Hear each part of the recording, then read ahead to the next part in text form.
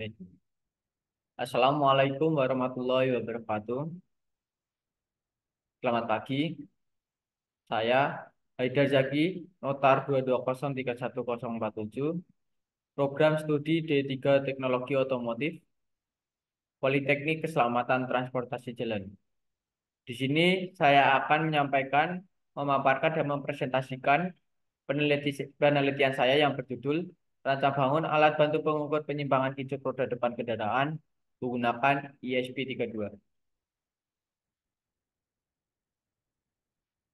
Adapun yang melatar belakangi dari pengambilan judul tersebut, yang pertama bahwa session tester di UPTD pengujian kendaraan bermotor daerah itu mengalami kerusakan, tidak layak dan tidak akurat. Yang kedua, apabila terjadi padam listrik, maka session tester tidak dapat digunakan sehingga menghambat proses pengujian pada hari itu. Dan yang ketiga, terhambatnya biaya perawatan dan pembelian alat pada UPTD pengujian kendaraan bermotor daerah. Adapun rumusan masalah, yang pertama, bagaimana membuat rancang bangun alat. Yang kedua, bagaimana pengujian set shift menggunakan alat. Dan yang ketiga, bagaimana analisis hasil percobaan dengan uji T student. Adapun tujuannya, yang pertama, membuat rancang bangun alat. Yang kedua, menganalisis pengujian set shift menggunakan alat. Dan yang ketiga, menganalisis hasil percobaan dengan uji T student. Adapun penelitian relevan, ada 7 penelitian relevan, namun saya tampilkan hanya 4, di mana penelitian relevan ini berbeda dengan penelitian yang akan saya lakukan. Yang membedakan penelitian relevan ini dengan penelitian saya, bahwa penelitian saya itu menggunakan metode pengembangan model IDDA, menggunakan perangkat ISP32 dan potensiometer, dan berfungsi untuk mengukur kicuk roda depan kendaraan atau sensor. Memasuki pada metode penelitian, bahwa penelitian saya ini menggunakan metode pengembangan dengan mengadopsi model ADDA, yaitu Analyze, Design, Develop, Implement, dan Evaluate. Memasuki tahap Analyze, ada 2 komponen. Yang pertama komponen software. Untuk komponen softwarenya ada 3 aplikasi, yaitu FreeSync, KitKat, dan Arduino IDE. Untuk komponen hardwarenya ada 2, saya bagi menjadi 2, yaitu alat dan bahan. Untuk alatnya ada bugan, solder, laptop, dan untuk bahannya ada ISP32, potentiometer, printer thermal, magnetic stand, LCD 2C, buzzer, rotary inverter, dan lain sebagainya. Memasuki pada tahap desain, ada 3 hal yang dilakukan. Yang pertama, diagram proses alat, di mana alat dimulai dengan memasang alat, melakukan instalasi alat pada flash slip, lalu ditekan on pada alat hingga muncul tulisan alat siap pada LCD 2C, ditekan kalibrasi, ditunggu 5 detik, lalu ditekan tombol cetak, sehingga akan menampilkan angka 0,0. Setelah itu kendaraan melintasi flash slip. Ketika kendaraan melintasi flash slip, maka terjadi pergerakan flash slip, dan itu akan dideteksi oleh alat, sehingga LCD 2C akan menampilkan hasil yang lebih dan atau kurang atau tidak sesuai dengan ambang batas, yaitu 5 mm per meter, itu akan menyebabkan buzzer berbunyi sebagai pertanda. Setelah itu tekan tombol kalibrasi, tunggu 5 detik, lalu tekan tombol cetak, sehingga printer thermal akan mengeluarkan kertas hasil uji. Selanjutnya, untuk perancangan elektronik dapat dilihat bahwa antar komponen itu dihubungkan dengan kabel, di mana di sini digambarkan dengan garis berwarna kuning, hitam, merah, dan lain sebagainya, kecuali printer thermal. Karena printer thermal sendiri itu dihubungkan dengan jaringan Bluetooth. Untuk perancangan bentuk dapat dilihat bahwa ada dua bagian alat. Yang pertama, alat yang dipasang pada flat slip, lalu dihubungkan dengan kabel, di mana bagian kedua ini diletakkan di meja, termasuk printer terminal. Memasuki tahap develop, ada dua hal yang dilakukan. Yang pertama, pemrograman. Untuk pemrograman menggunakan Arduino IDE, lalu dilakukan perakitan alat, di mana perakitan alat ini dilakukan hingga alat berhasil dibuat sesuai dengan perancangan bentuk.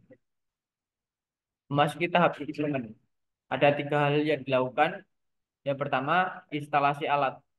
Instalasi alat dilakukan ada dua bagian. Untuk bagian pertama, yaitu magnetic stand dan black box yang berisi potentiometer, ESP32, power bank, itu diletakkan pada flat slip.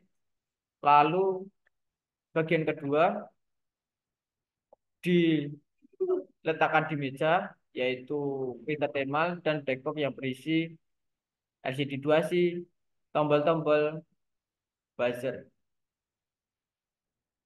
Selanjutnya, kalibrasi alat.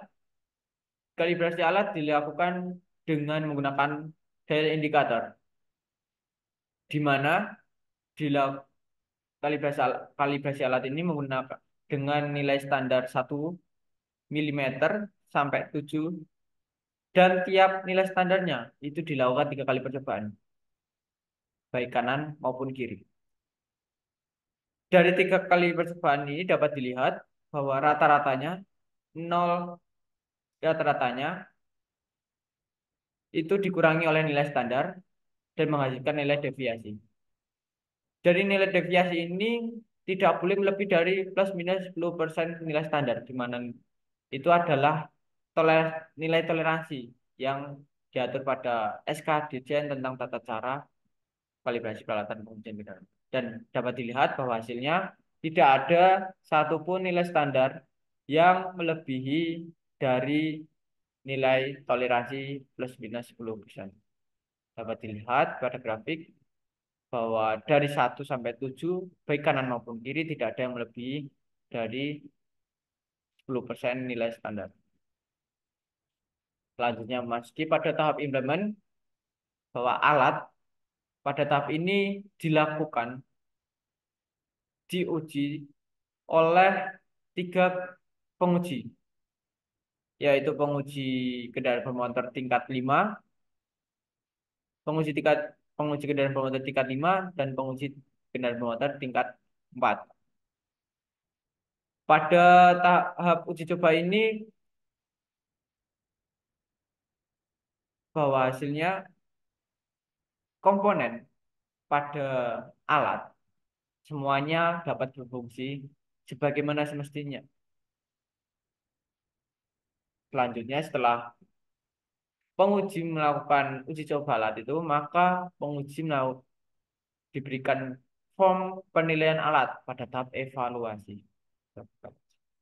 Pada tahap ini, penguji akan diberikan 5 pernyataan dengan 5 parameter ukur, di mana hasilnya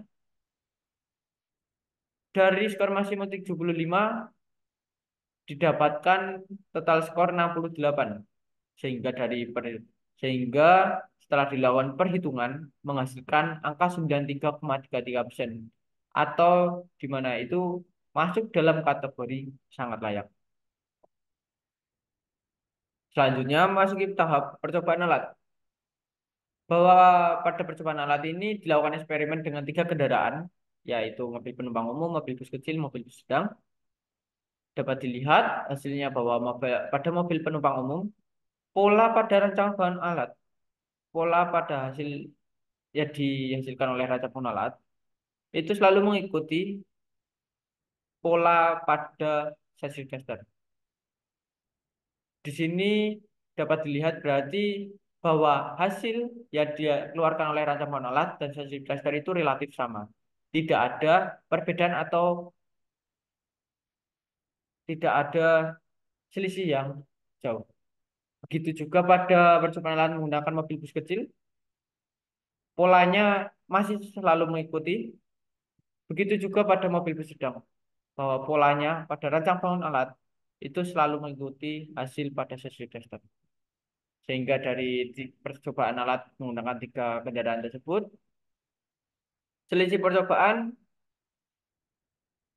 dilakukan rata-rata, di mana menghasilkan angka 0,14 mm per meter, dan itu adalah nilai yang sangat kecil. Sehingga sehingga dari hasil percobaan tersebut dilakukan analisis menggunakan uji tes student. Dari analisis uji tes student ini menunjukkan bahwa hipotesis nol diterima. Sehingga atau dapat dikatakan bahwa antara alat dengan sensitivity tester itu tidak terdapat perbedaan yang signifikan.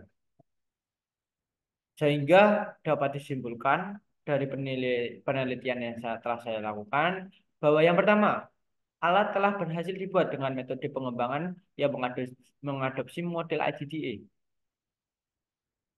yang dibuktikan dengan implementasi atau uji coba alat oleh tiga penguji, kalibrasi alat yang masih masuk dalam toleransi 10% nilai standar, dan penilaian alat yang menghasilkan nilai 93,3% atau masih masuk dalam kategori sangat layak.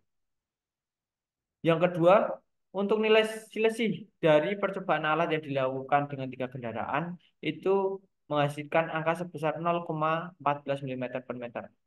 Dan yang terakhir, dari hasil percobaan tersebut, hasil percobaan yang telah dilakukan pada penelitian saya ini dianalisis menggunakan uji tes student menunjukkan bahwa hipotesis nol diterima.